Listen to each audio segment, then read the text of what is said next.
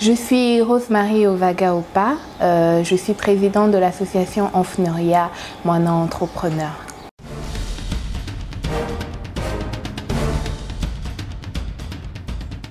Le parcours de Rosemary Ovaga est très simple. Donc, je suis titulaire d'un baccalauréat scientifique, donc un bac D. Et à la base, je voulais être médecin. Et puis après, j'ai été emportée par l'amour de la philosophie, ce qui est assez étrange parce que quand on est en série D, c'est normalement les maths, les sciences physiques, la chimie et autres qui te passionnent le plus. Mais moi, c'était la philo et puis un peu la biologie. Et arrivé en première année, donc je suis allée faire administration, donc du coup j'ai eu un BTS en ressources humaines et après j'ai une licence professionnelle en administration et gestion des entreprises et depuis 2017 je suis détentrice d'un master 2 en management des PME et prospective stratégique.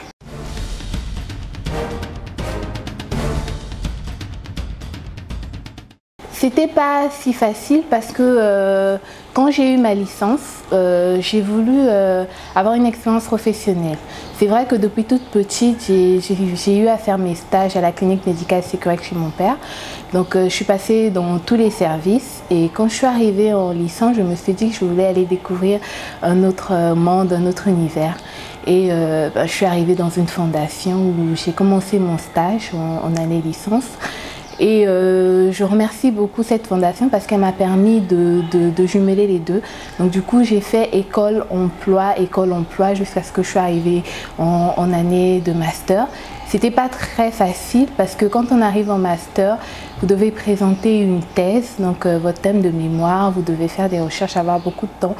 Et je remercie encore une fois de plus cette fondation de m'avoir laissé autant de temps pour pouvoir faire mes recherches et soutenir et obtenir mon master avec mention.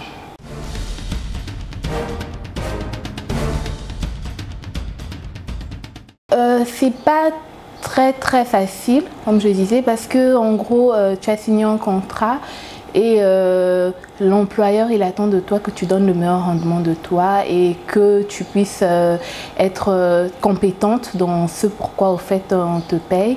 Et en même temps il y a ce côté école où tu dois apprendre davantage, tu dois te donner, tu dois avoir de meilleurs résultats possibles, enrichir un peu aussi, t'enrichir davantage en connaissances, en savoir et autres. Et le mariage n'était pas du tout facile. C'est vrai que j'ai eu à prendre des cours de soir, donc de 17h30 à 20h30. Donc c'est à l'école supérieure de gestion et de l'administration des entreprises ici à Brazzaville. Mais j'avoue que c'était pas facile, c'était pas du tout facile de poursuivre ses études et de continuer. Mais quand on sait ce qu'on veut, et quand on a une idée de la personne qu'on veut devenir plus tard, ben, on se donne tous les moyens possibles et après ça devient comme un jeu, ça devient naturel parce qu'on a une vision, on sait où on va et ce qu'on veut au fait.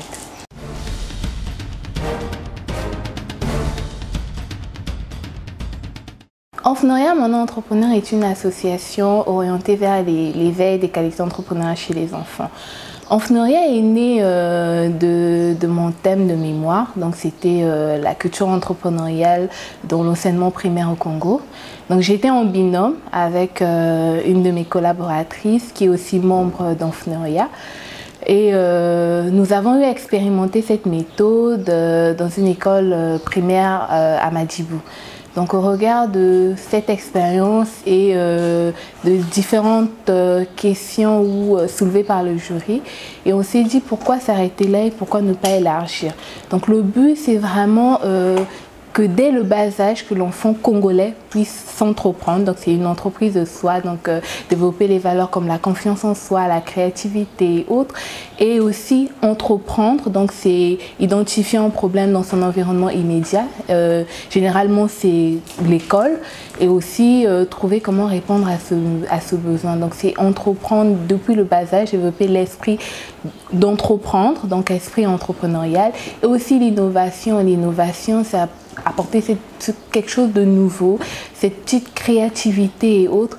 Donc c'est ce pourquoi c'est un peu la vision d'Enfnoria, et nous avons pour mission de contribuer à la promotion d'une véritable culture entrepreneuriale ici au Congo. Et pourquoi ne pas commencer très tôt?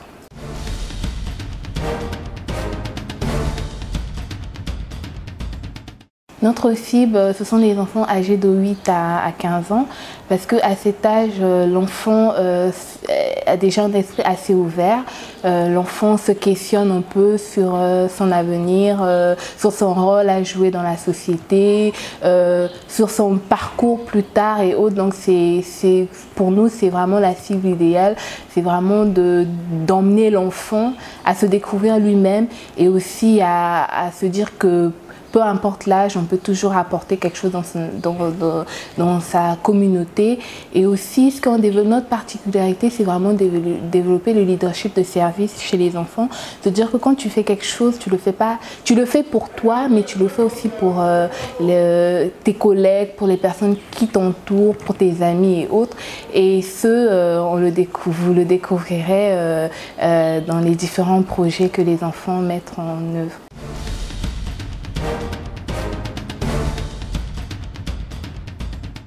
Au fait, les projets, nous nous basons beaucoup plus sur les ODD, parce que nous sommes à l'ère où tout le monde doit contribuer à l'atteinte des objectifs de développement durable. Et nous avons un objectif clé, le numéro 4, donc celui qui porte sur l'éducation de qualité, où on parle des compétences que l'enfant doit développer tout au long de sa vie, donc des apprentissages que l'enfant développe tout au long de sa vie. Et dans ces ODD, il y a des différents domaines, donc comme on a l'assainissement, on a paix et sécurité, on a protection des personnes vulnérables, et nous orientons nos moyens entrepreneurs dans ces différents domaines. Et comme ils sont petits aussi, on ne va pas leur demander de créer des entreprises, on ne va pas leur demander d'avoir des projets à échelle trop grande pour eux, et nous les orientons vers des projets communautaires. Donc ce sont plutôt des projets entrepreneuriaux communautaires.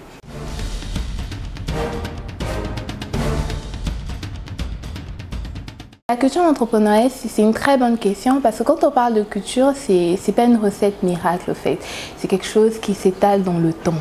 Et si on veut demain avoir des entrepreneurs plus en phase avec les besoins du Congo, il faudrait déjà très tôt développer cette culture entrepreneuriale chez les enfants, parce que, comme on se dit, la culture entrepreneuriale, c'est un ensemble de valeurs et de convictions qui anime un entrepreneur.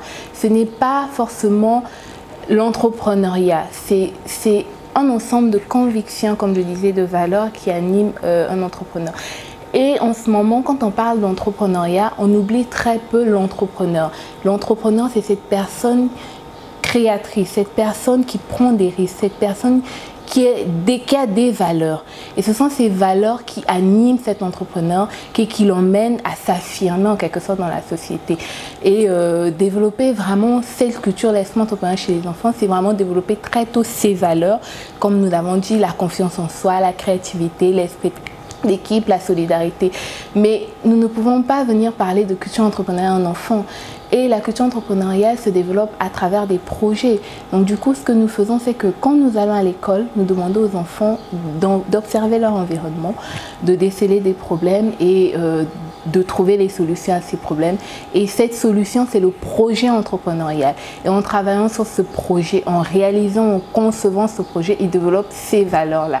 Et ces valeurs qui feront d'eux demain des futurs entrepreneurs, ou bien des personnes entreprenant même dans l'entreprise où ils seront recrutés. Ce n'est pas que demain l'enfant devienne forcément entrepreneur, mais qu'il devienne une personne entreprenante. Parce que dans les entreprises, souvent on néglige ce volet où on a des salariés qui prennent prennent des initiatives, où souvent on a des salariés qui ont cet esprit d'équipe, parce que souvent même de nos jours, quand tu vas demander un emploi, dans ton CV, ces valeurs sont recherchées. Ou quand tu passes le test pour être recruté, il y a toutes ces valeurs qu'on regarde. Si tu es capable d'emmener une équipe, si tu es capable de conduire une équipe, si tu es capable de travailler en solidarité, si par exemple parmi les valeurs d'Enfnoria, nous avons l'excellence. Donc c'est vraiment emmener les enfants à développer cette excellence très tôt, et aussi le leadership.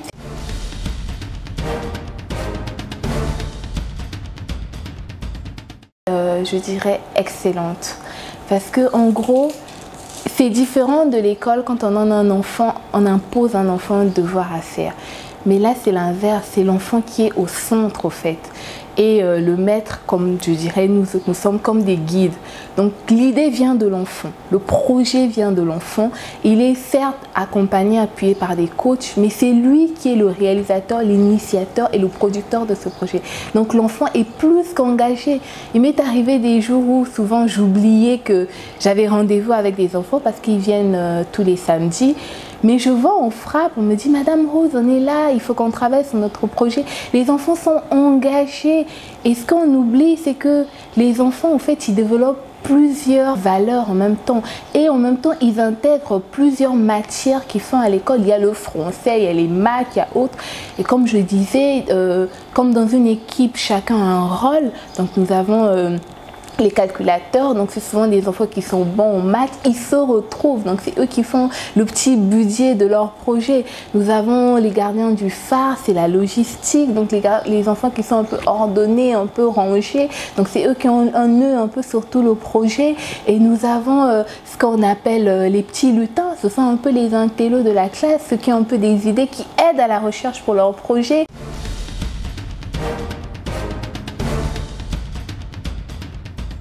Pour moi, le bilan, il est positif, je dirais. Positif, pourquoi? Parce que nous avons un bon rendement.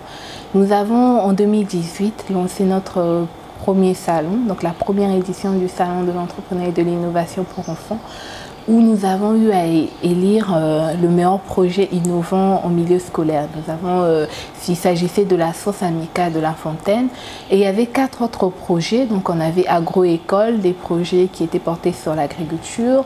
Nous avons opération hygiène, donc les enfants qui ont écrit un livre pour sensibiliser sur leur environnement. Nous avons eu les petits Benoît, donc ils ont produit un film qu'on appelle Tribunal scolaire, donc pour lutter contre les antivaleurs en milieu scolaire. Nous avons eu l'initiative Lutte contre la faim, donc c'est l'objectif 2, faim zéro. Donc les enfants qui ont vraiment, qui veulent éradiquer la faim et la pauvreté dans le monde. Et aussi, comme je parlais, de l'équipe gagnant. Et ce qui est encore plus important, c'est les résultats scolaires. Cette année, en 2019, nous avons eu 100% de réussite scolaire au niveau de ces enfants.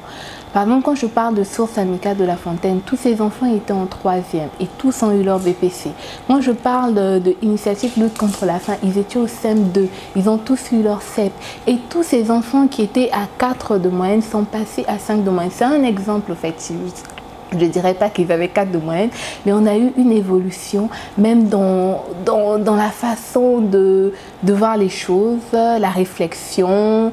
Je parle toujours des qualités entrepreneuriales, au niveau de leur étude, même au niveau des parents qui nous disent que moi, mon enfant, depuis ce passage au concept, au programme Enfnoria, est devenu meilleur, parce que mon enfant va sur internet pour faire des recherches, au fait. Il n'y va plus pour télécharger des chansons et autres, ce qui n'est pas toujours mauvais, mais il va pour faire des recherches, pour aller voir c'est quoi esprit d'équipe, c'est quoi vraiment un questionnement permanent sur des choses essentielles et importantes, en fait. Et nous aurons l'occasion de vous exposer ce bilan en janvier, parce que nous comptons organiser un cocktail dînatoire pour vous exposer, pour publier notre rapport d'activité des une année, je dirais une année, parce que de novembre 2018 à novembre 2019, il y a eu vraiment un suivi, il y a eu une évaluation et nous ne pouvons qu'être ravis. C'est vrai que c'est un premier travail, le chemin il est encore très long,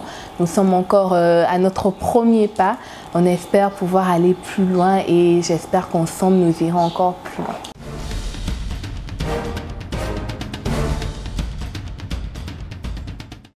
L'ambition de l'association, c'est vraiment de pouvoir insérer ce concept dans le programme d'enseignement primaire au Congo. Parce que le programme le prévoit. Le programme d'enseignement primaire au Congo prévoit la conduite des mini-projets au milieu scolaire. Mais nous sommes souvent confrontés à ce qu'on appelle, je dirais beaucoup plus, la formation initiale des enseignants. Parce que nous avons des enseignants qui ont 18 ans de formation ou d'expérience professionnelle dans ce domaine. Lors de nos enquêtes, ils nous ont appris qu'ils ne savaient pas ce que c'était l'entrepreneuriat et qui ne pratiquent pas d'activité entrepreneuriale, alors qu'on a vu pendant la récréation des maîtresses qui vendaient des croquettes et autres. Donc pour nous, il y a un grand problème dans ce domaine-là. Et on espère qu'avec le ministère de l'enseignement primaire, nous pourrons remédier à ce problème et vraiment travailler sur tout ce qui est vraiment formation des enseignants qui seront désireuses d'apprendre davantage sur ce concept. Et aussi, nous voulons aussi sensibiliser les enfants un peu à l'intérieur du pays parce qu'on voit que là-bas, il y a énormément de potentialités et qui n'est pas assez exploité. Donc c'est vraiment... Et souvent aussi, il y a un problème des enseignants qui se font à l'intérieur du pays. Et je pense que la méthode Enfneuriat pourra beaucoup apporter à l'intérieur du pays. Et en 2020, pourquoi pas ouvrir une école, Enfneuriat School, nous pourrons insérer cette méthode, c'est que chaque enfant congolais soit capable de s'entreprendre, créer de l'innovation très tôt afin de contribuer au développement durable du pays.